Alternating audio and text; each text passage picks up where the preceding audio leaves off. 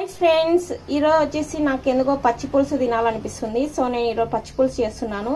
ఈ పచ్చి పులుసుకి వచ్చేసి మనము చింతపండు, బెల్లం, వాటర్ వేసుకొని నానబెట్టుకోవాలి.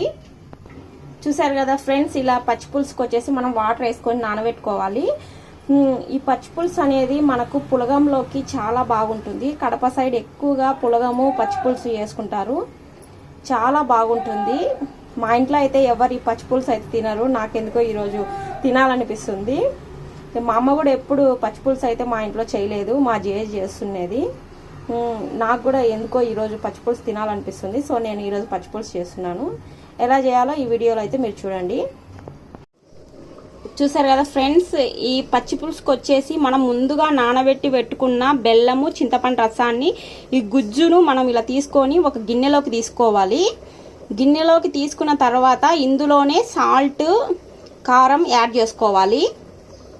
పసుపు కూడా, సాల్ట్, కారం, పసుపు ఇలా యాడ్ చేసుకోవాలి. ఇందులోనే మనం వచ్చేసి పప్పుల పొడి అంటే పుట్నాల పొడి కూడా మనం యాడ్ చేసుకోవాలి. పులుసు అనేది చిక్కబడడానికి పుట్నాల పొడి అనేది యాడ్ చేస్తారు. నేను పుట్నాల పొడి యాడ్ చేసేసినాను. పుట్నాల పొడి యాడ్ చేసేసి మనం బాగా కలుపుకోవాలి. బాగా కలుపుకున్న తర్వాత ముందుగా తరిగి పెట్టుకోవాలి ఆనియన్స్, పచ్చిమిర్చి. ఇవి వచ్చేసి పచ్చివే దీంట్లో యాడ్ చేసుకోవాలి.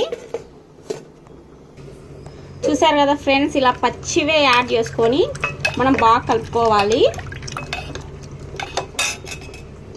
నెక్స్ట్ వచ్చేసి మనం ఒక పెనంలో ఆయిల్ వేసుకోవాలి. ఆయిల్ అనేది రసానికి కానీ ఈ పచ్చి పులుసుకు కానీ చాలా తక్కువ పడుతుంది. సో మనం తక్కువ క్వాంటిటీలో ఆయిల్ వేసుకోవాలి. ఆయిల్ వేడైన తర్వాత మనం వచ్చేసి ఆవాలు, జీలకర్ర, మినపప్పు వేసుకొని పోపు వేసుకోవాలి.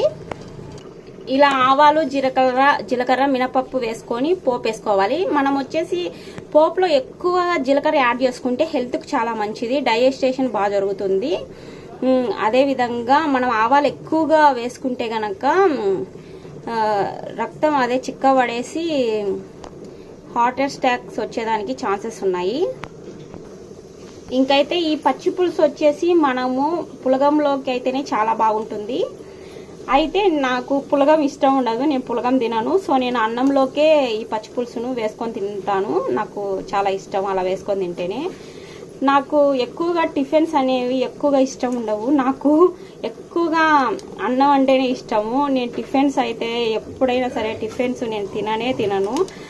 నైట్ కొద్దిగా అన్నం మిగిలినా సరే ఆ అన్నంలో మంచిగా పెరుగేసుకొని ఆనియన్, పచ్చిమిర్చి వేసుకొనైనా తింటాను. కానీ నాకు టిఫిన్స్ అయితే అస్సలు ఇష్టం ఉండదు. నేను ఎవరింటికన్నా వెళ్తే కనుక ఇంకా బలవంతంగా టిఫిన్ తినాల్సింది వస్తుంది. మా ఇంట్లో ఏ టిఫిన్ చేసినా కూడా నేను తినను. నేను రైసే తింటాను. నాకు రైస్ అంటేనే చాలా ఇష్టం. నెక్స్ట్ వచ్చేసి పోప్కి పచ్చిమిర్చి యాడ్ చేసుకోవాలి. మీలో కూడా ఎంతమందికి టిఫిన్స్ ఇష్టం ఉండవో, రైసే ఇష్టం ఉంటుందో ఖచ్చితంగా ఒకసారి కామెంట్ చేయండి. నాకైతే టిఫిన్స్ అస్సలు ఇష్టం ఉండదు. నేను 3 పూట్లైన రైస్ తింటా కానీ టిఫిన్ అయితే అస్సలు తినను. మా సైడ్ అయితే ఎక్కడ అన్నదానం జరిగినా కూడా మార్నింగ్ బ్రేక్ఫాస్ట్కి పులగము, పల్లీల చట్నీ అంటే శనక్కాయల పచ్చడి, పచ్చి పులుసు చేస్తారు. చాలా బాగుంటుంది.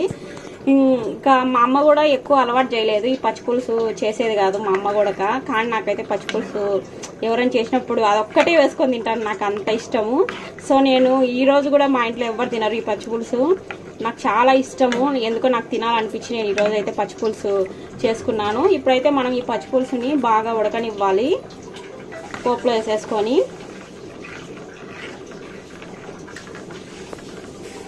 ఈ పచ్చి పులుసు వచ్చేసి ఒక్కొక్కరు ఒక్కొక్క స్టైల్లో చేస్తారు. నేనైతే ఇప్పుడు పప్పుల పొడి, పుట్నాల పొడి యాడ్ చేసిన కదా. ఇంకొందరు అయితే పల్లీల పొడి యాడ్ చేసుకుంటారు.